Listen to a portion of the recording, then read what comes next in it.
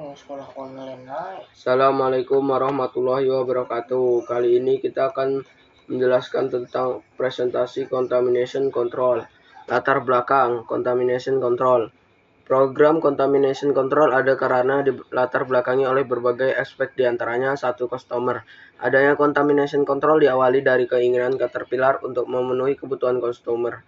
Pada umumnya, customer membutuhkan power mesin lebih besar, daya yang diaplikasikan untuk kerja lebih tinggi, dan waktu siklus atau cycle time lebih cepat.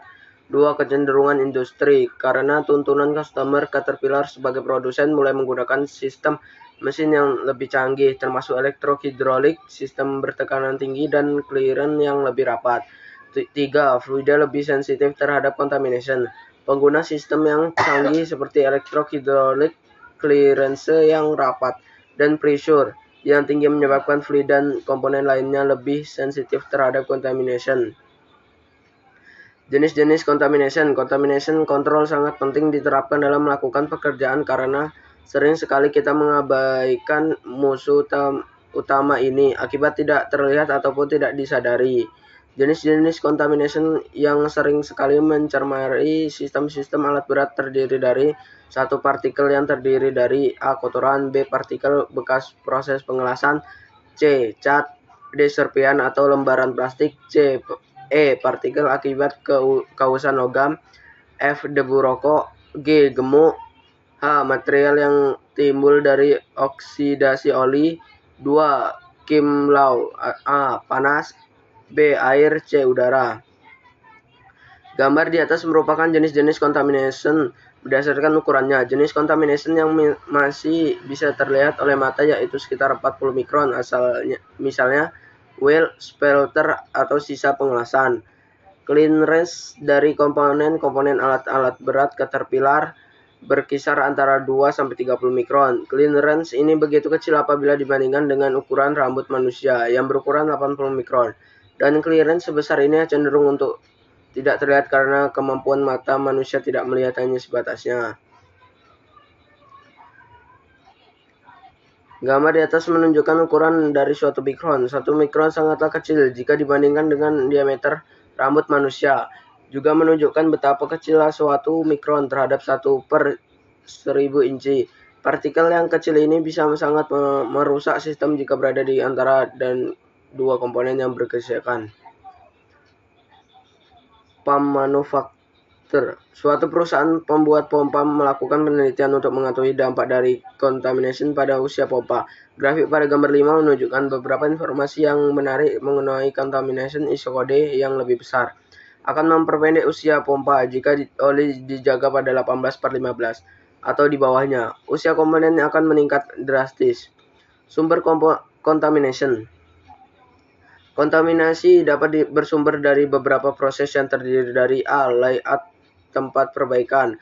Layout tempat perawatan dan perbaikan yang tidak dapat mengakibatkan masuknya contamination ke dalam sistem. 2. Proses pembuatan dan perakitan. Proses pembuatan komponen dan perakitan merupakan salah satu sumber masuknya contamination ke dalam sistem. Untuk mengetahui tingkat kebocoran setelah proses perakitan, factory biasanya menambahkan semacam zat pewarna pada oli dan fluida lainnya, sehingga apabila unit telah dikirim ke customer perlu dilakukan penggantian oli awal. Initial oils yang biasanya berkisar antara 50 hingga 250 jam, tergantung dari petunjuk masing-masing operation dan maintenance manual masing-masing unit. 4. Oli baru. Oli baru tidak dapat dianggap sudah sangat bersih karena kontaminan dapat masuk selama proses produksi atau penyimpanan. Pada gambar di bawah ini terlihat oli baru dengan kotoran yang menempel di sekitar drum disertai dengan pompa tangan yang tidak dilengkapi dengan filter yang dapat menyaring contamination. Kondisi daerah operasi. Kondisi daerah operasi yang tidak bisa dihindari selalu berhubungan dengan kotoran dan debu memungkinkan masuk kontaminan ke dalam sistem. Oleh sebab itu sangat penting dilakukan pengecekan kebocoran baik itu oli, udara atau air. Silinder wiper seal terletak pada silinder hidrolik akan menjadi sumber kontaminan jika terdapat kebocoran. Reservoir range port, lubang penapasan pada tangki jika tidak tertutup, kontaminan akan masuk ke dalam sistem. Kualitas maintenance yang buruk, prosedur perawatan yang salah akan menjadi sumber kontaminan bagi sistem. Proses maintenance dan service. Proses maintenance dan service yang mengakibatkan faktor kebersihan dan dilakukan di tempat yang tidak sesuai dapat menimbulkan masuknya contamination ke dalam sistem. Dampak contamination. Akibat yang dapat ditimbulkan apabila mengabaikan proses contamination control adalah sebagai berikut. 1. Pendeknya umur komponen dan fluida, atau semakin cepatnya masa pergantian oli. 2. Menurunkan produktivitas alat. Contohnya operasi yang tidak handal, performa yang lambat. 3. Dapat menimbulkan kerusakan yang parah sehingga downtime dan biaya perbaikan tinggi. Contohnya electric steering dan cylinder drift. 4. Meningkatkan biaya warranty. 5. Meningkatkan radio job. 6. Terjadinya problem yang berulang-ulang dan meningkatkan jumlah kerusakan. 7. Menurunkan kepercayaan customer yang akan berdampak hilang prospek penjualan. Clean. Karena sumber contamination dapat berasal dari faktor leader dan customer, maka sebuah pihak harus bertanggung jawab dan menciptakan kondisi yang bersih untuk mengurangi contamination.